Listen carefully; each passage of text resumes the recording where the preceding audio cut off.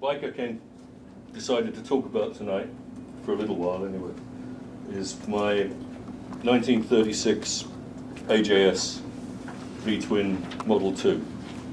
It's 990cc, side valve, or for those uninitiated in proper English, flathead. It's quite unusual. It is a 50-degree V-twin, but considering its age, the motor is square with an 85.5 bore and stroke, which is very unusual for that year. Anyway, it's the motor in it is probably, you're more familiar seeing it in a Rough Superior SS80, the side valve. It also was used later in the SS100, but they converted it to overhead valve, and it also appeared in the Morgan three-wheelers with not only overhead valve but a water jacket around it. It's all the same motor. Matchless Model X is the same bike basically. They have different things like the mag in a different position, but that's the bike. Now that's as I bought it. That's the shinier side as I bought it, and I bought it in 2011 at the auction in Vegas. So it needed a little bit of TLC. It hadn't been stored very well, and the valves had picked up in it. They needed freeing off. There was a crack in one of the crankcase for holding one of the cams that needed repairing. Ted did a nice job on that. So I got it going, had it running for the rally that year. People will probably remember it. Had a little problem with it. It kept running rather hot. And I tried everything with the manifold because it's a T shape with gland nuts, tightening up this tapered washer into the heads should seal it. Didn't work, didn't do anything. Tried everything, made new nut washers, tried Viton, tried lots of black goop, didn't work. A little while later, I noticed on eBay there was a manifold for sale. It was an old rusty manifold. The nuts were pushed back on it, and it had the two tapered ferrules on it. The tapers went the other way to what I put them on. Putting them on the right way cured the problem. So these are a couple of pictures of what it almost looks like now. It's had a few more modifications since. It's an ongoing project as I find the correct parts. It's actually it's an English model. They did what was called a colonial and a commercial model.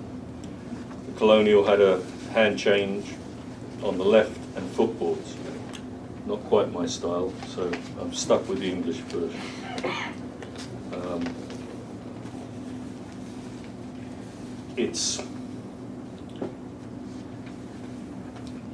It has a whacking great 4.8 to 1 compression ratio,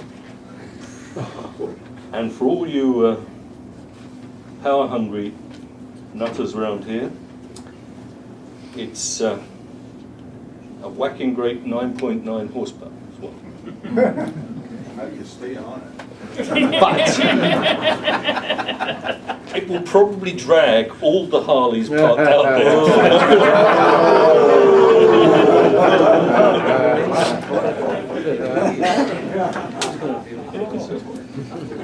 It has lots of torque. That's what it looked like in the catalogue.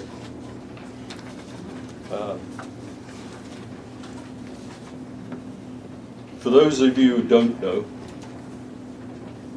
I had one of these before in the early 70s. And I was coming back from London one day and it broke down. Nothing serious. Broke a clutch cable or throttle or something. So I hitched home, got a friend of mine to come up with me with the part to repair it or chuck it in the back of the truck. But lo and behold, where it broke down, I'm 50 yards from a police station. So, looking for a safe haven for it, I pushed it in there, asked if I could leave it overnight. No problem. Come back the next morning. Go into the police station. Come to pick up the bike, and the duty officer said to me, "You picked it up half an hour ago." Not quite. So after a rather convoluted set of conversations with the police and the insurance company, it eventually got settled, but it wasn't an easy settlement. And I was looking for one of these since 1970, 71, when it went. Didn't see another AJS until this auction in 2011. Now, at the auction, there was not only this one, but there was the matchless version, the Model X, which is almost the same. It's just virtually badge engineered. So I'm thinking I've got two chances. Unfortunately, I only had one because I wanted the AJS, not the matchless, and the matchless came up first at the auction. So then, of course, it's shit or bust, and we ran through the auction. Auction died out at one point. Ah, got it. And another guy jumped in and started bidding. I had set my limit. Low. Too low. Yeah. David and Rick were there, they knew. And the bidding went up, got to the point, and I had my last bid. Now, probably would have done some soul searching and found another one, but it was my last bid. And the guy dropped out. It was Rick was bidding against you. Yeah. So luckily, I managed to replace the bike I lost. Cost a few dollars more than what I got for the old one, but I finally got it back. A little while later, we got some paperwork through on the bike, and that became quite interesting to read the history of the bike. The bike started life in England. It was British registered. It's got a British number on it.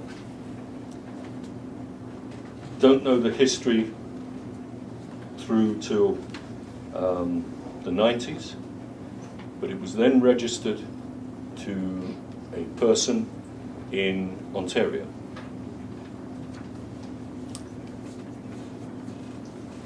Who must have sold it to someone, because the person that put it into the auction was from New Zealand. So it's gone around the world again, over to New Zealand, sat somewhere badly stored, so corroded up, shipped to LA into the auction. I bring it back to Canada. So this bike has probably done as many miles on the high sea as it's done on the road. But it's a really nice bike to ride. It's very gentlemanly. So it's nicknamed Jeeves. And unfortunately you won't see it this weekend because it's not a Northern. But I was hoping to bring it out tonight. Unfortunately, work got in the way, and I needed to have the truck. So that's it. It's a And nice I'm getting it over the border. Yes, yeah. Yes, we had some friends with a trailer bring it over the border for us. Yes. Where's the serial number? One. That's it. So the interesting, well, for those older ones in the group might be interested in this.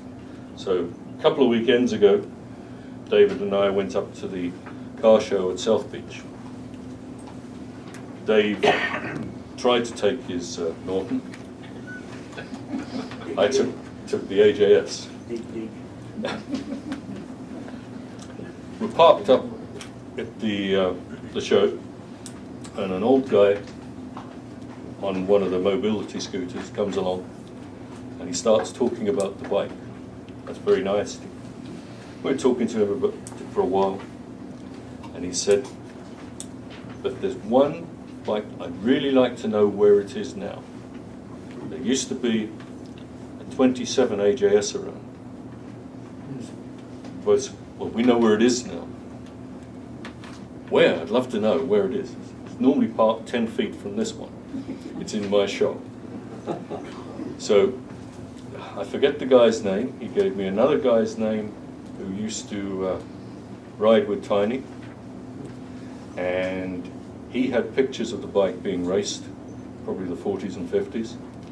And he was going to look them out and send them on to me. So, probably Ray and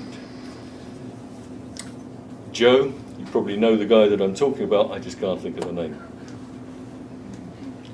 But it was No, I don't. Tiny's old 27 AJ. Oh, yeah, his brother. And apparently there were 3 guys that used to hang out together, and he was one of them, and I can't remember. I got it written down at home, just forgot about it. So, that's the general story of AJS's pre-war that I have in Winnipeg. Excellent.